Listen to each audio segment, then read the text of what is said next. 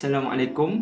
Kami akan membentangkan tajuk sekolah kebangsaan dan sekolah vernakula. Sistem pendidikan di Malaysia semasa zaman pemerintahan British lagi, iaitu sebelum kemerdekaan, telah mengamalkan sistem pendidikan vernakula yang berpaksikan pada kaum masing-masing serta bahan pendidikan yang banyak bersumberkan pada rujukan negara serta bangsa masing-masing.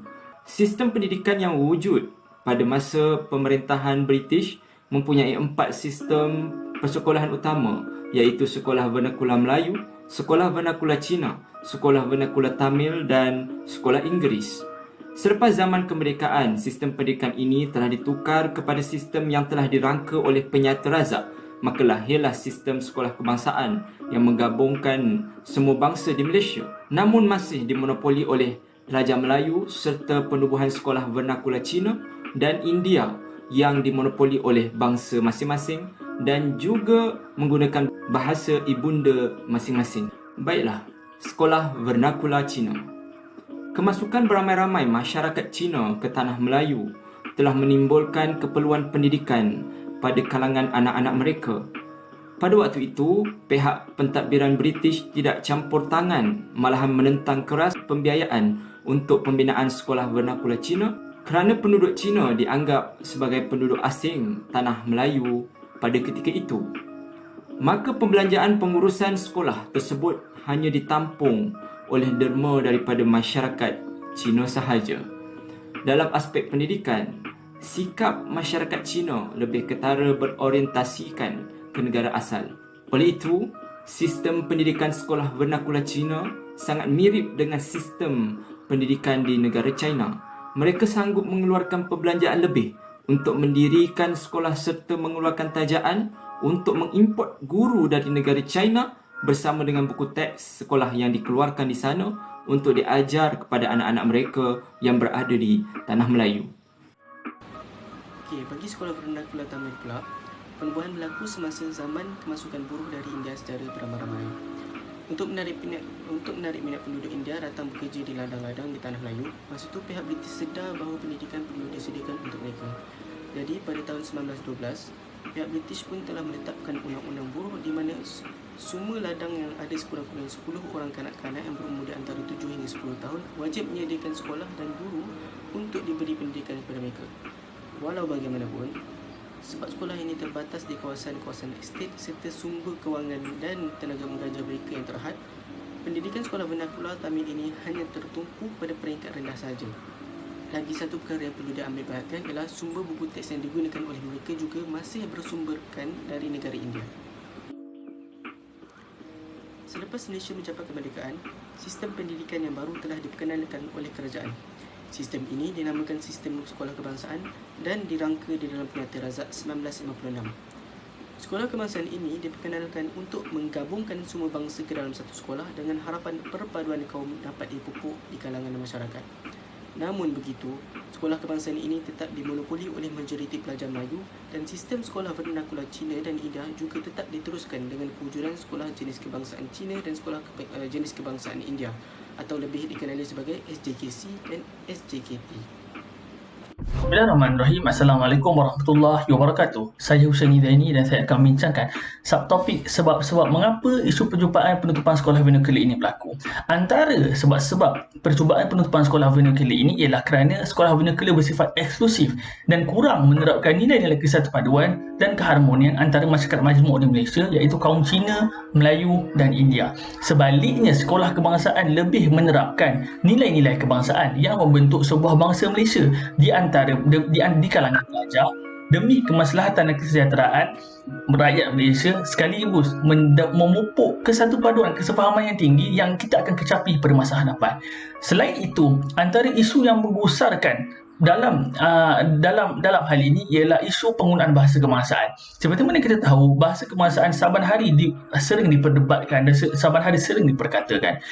Hari ini, orang-orang Melayu berasa gusar kepada pendidikan sekolah vernakula kerana mereka tidak menggunakan bahasa Melayu sebagai bahasa pengantar, sekaligus menggunakan bahasa kaum masing-masing.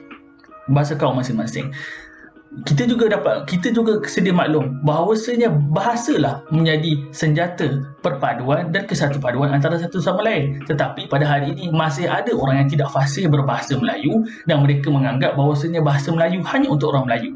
Ia adalah bahasa untuk semua rakyat Malaysia dan termaktub dalam Perlembagaan 152, dan kita perlulah menjadikan bahasa kebangsaan sebagai bahasa pengantar dalam pendidikan dan apa jua perkara sekalipun. Sekian saja daripada saya. Assalamualaikum warahmatullahi wabarakatuh. Assalamualaikum warahmatullahi wabarakatuh. Nama saya Amir Firdaus bin Muhammad Khatib. Metode nama 1812685. Saya akan menceritakan tentang sebab-sebab mengapa sekolah warna kulit mendapat sambutan terutamanya daripada etnik Cina dan India. Okey, yang pertama antara sebabnya adalah mereka mengatakan bahawasanya pembelajaran di sekolah Malaysia seperti sekolah kebangsaan lebih mengutamakan Melayu dan Islam. Yang mana contohnya lah yang kita dapat lihat seperti buku teks sejarah tingkatan 4 yang mengandungi lebih 50% isinya yang berorientasikan Islam, manakala penceritaan mengenai tamadun lain seperti tamadun Hindu, Buddha di tanah Melayu yang kita dapat lihat penceritaannya tidak secara meluas. Oleh itu, etnik bukan Melayu dan bukan Islam berpendapat itu tidak memadai bagi mereka. Selain itu, etnik tersebut berpendapat bahawasanya sukatan pelajaran untuk subjek sejarah itu telah diolah dan disusun untuk diberikan keutamaan kepada Melayu dan Islam, dan tamadun-tamadun lain pula dipinggirkan daripada buku teks tersebut. Sebab yang kedua pula yang kita boleh lihat adalah komposisi guru mengikut kaum. 81% adalah Melayu, 40% adalah Cina dan 5% adalah India. Jelas sekali di sini kita boleh lihat sistem pendidikan kebangsaan di Malaysia lebih didominasikan oleh Melayu Islam, yang mana menyebabkan sekolah kebangsaan tidak menjadi tumpuan kepada pelajar bukan Melayu Islam, yang mana mereka lebih mengutamakan sekolah warna kulit. Jadi, bagaimanakah cara untuk mengatasi isu berkaitan sekolah vernacular? Kita sering digalakkan oleh media massa untuk mengamalkan sifat toleransi. Tetapi, perkara yang penting perlu ada untuk mengatasi isu ini adalah mengamalkan rasa empati. Kita perlulah menyelami hidup orang yang berbeza daripada kita untuk memahami mereka. Perasaan empati dengan meletakkan diri kita dalam situasi orang daripada kaum lain akan membuatkan kita faham mengapa mereka tidak setuju dengan perubahan ini. Sebagai contoh, orang Melayu Islam boleh berempati dengan orang daripada kaum atau agama minoriti dan juga sebaliknya agar kita dapat mencari titik persamaan yang boleh dikongsi bersama. Antara aktiviti yang boleh dilakukan ialah kementerian boleh memperkenalkan subjek perbandingan agama di sekolah untuk menunjukkan kepada pelajar terhadap kefahaman-fahaman agama yang berlainan daripada yang mereka anuti.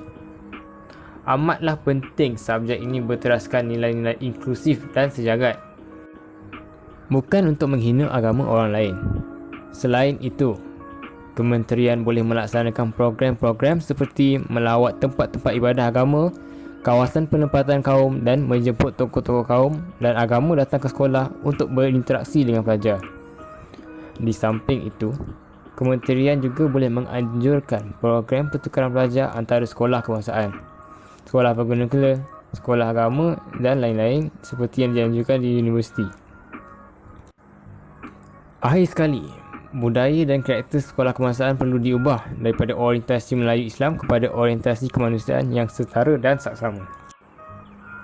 Kesimpulannya, banyak perkara yang boleh dilakukan supaya pelbagai kaum dapat hidup bersama. Kita perlu akui bahawa perubahan besar dalam sistem pendidikan kita memerlukan masa yang lama dan keinginan politik yang kuat. Walaupun begitu, janganlah kita jadikan sebagai alasan untuk tidak melakukan sesuatu. Masih belum terlambat bagi kita untuk menambah baik sistem pendidikan kita walaupun sudah 63 tahun merdeka.